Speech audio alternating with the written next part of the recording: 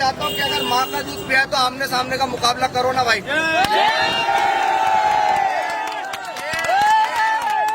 ये कायराना हरकत दिखा के अपना। सबसे पहले सभी को जय भीम, जय भारत, जय संविधान।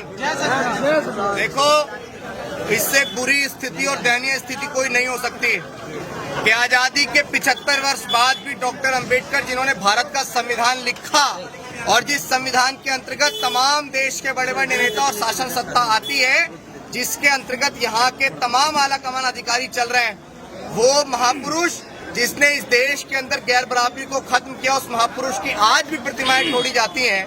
ये इस बात का सबूत है कि वो तमाम जातिवादी व्यवस्था के लोग इस बात से कितने थर्राए हुए कि डॉक्टर अंबेडकर ने उनके ताबूत में आखिरी कील ठोकने का काम किया था, और वो लोग उनकी प्रतिमाओं से आज भी घबराते हैं।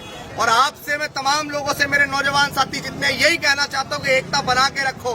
डॉक्टर अंबेडकर का पहला मूल मंत्र यही था कि शिक्षित बनो, संगठित रहो और संघर्ष करो। लेकिन आज मैं हमेशा से कहता हूँ कि हमारे साथ जो इस तरह के कृत्य हो रहे हैं, उन कृत्यों का सबसे बड़ा कारण हमारा आपसी बिखराव है, चाहे वो जातिगत हो, चाहे वो संगठनात्मक हो, चाहे वो पार्टी को लेकर हो। हम लोग नेताओं के चक्कर में अपना आपसी भाईचारा खराब करते हैं, और इन आपसी भाईचारा खराब करने के चक्कर में इस तरह की चीजें होती है कि गाजियाबाद जैसे इलाके के अंदर दिल्ली से बिल्कुल सटा हुआ है, जिसको हम लोग NCR कहते हैं, वहां डॉक्टर अंबेडकर की प्रतिमा को क्षतिग्रस्त कर दिया जाता है। हालांकि हमारी प्रशासन के तमाम लोगों से भी आपके सामने बात हुई है, 1 घंटे के अंदर नई प्रतिमा आ रही है। ये भी उनका विशेष धन्यवाद नहीं है। धन्यवाद इसलिए नहीं है क्योंकि ये उनकी जिम्मेदारी है और उनकी ढील की वजह से ये काम हुआ है, वरना जहां डॉक्टर अंबेडकर की प्रतिमा लगी होती है, जब पता है कि इस तरह का कृत्य होता है, तो वहां पहले से CCTV कैमरास होने चाहिए, उनकी सारी सेफ्टी सिक्योरिटी होने चाहिए, क्योंकि डॉक्टर अंबेडकर किसी एक जाति के नहीं, वो संपूर्ण विश्व के लिए प्रेरणादायक है। और मैं तमाम जातिवादी लोगों को, या जितनी वीडियो बन रही है, उनके माध्यम से कहना चाहता हूँ कि अगर माँ का दूध पिया तो आमने सामने का मुकाबला करो ना भाई।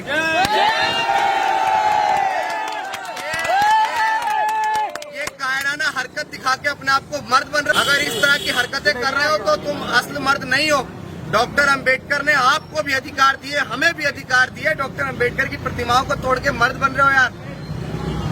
अगर है औकात और हैसियत और माँ का दूध किसी ने पिलाया तो अब हाथ ला के दिखाओ, हम खड़े हैं।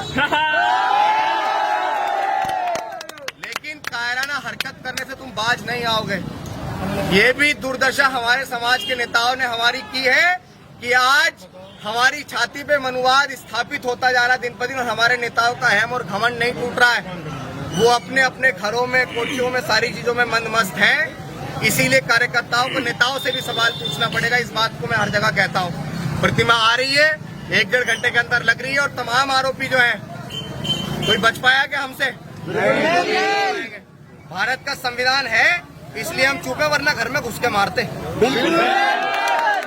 भारत का संविधान स्थापित है और उस संविधान ने हमारे हाथ रोक रखे हैं, क्योंकि वो हमारे बाप ने लिखा ना संविधान, और उन्हें पढ़ा होगा, हमारे DNA में है कॉन्स्टिट्यूशन, इसीलिए उसका सम्मान करते हैं, आदर करते हैं।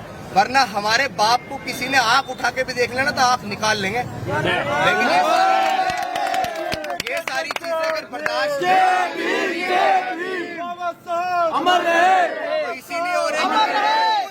कानून इस देश में, और हम लोग कानून के मानने वाले लोग हैं, इसीलिए शांत बैठे हुए हैं। प्रशासन के लोग भी इस बात को जानते हैं कि हमारे आने से कभी कोई अव्यवस्था नहीं होती है। बस आप लोग भी पूरी जिम्मेदारी से बने रहिएगा।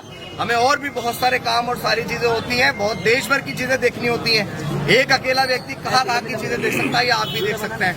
तो यहाँ प्रतिमा लग रही है और इसकी CCTV फुटेज भी लग जाएगी, बात हो गई है। और आप लोग इसी मजबूती के साथ यहाँ खड़े रहिए। ये भी बड़े उसकी बात है कि प्रतिमा टूटी है।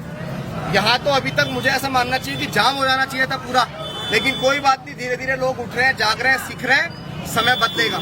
आखिरी में वही वाली शायरी मैं यहाँ भी सुना देना चाहता हूँ जो विरोधियों के कानों तक पहुँच जाए कि हम अम्बेडकरवादी हैं बेटा, कि हम अम्बेडकरवादी हैं बेटा।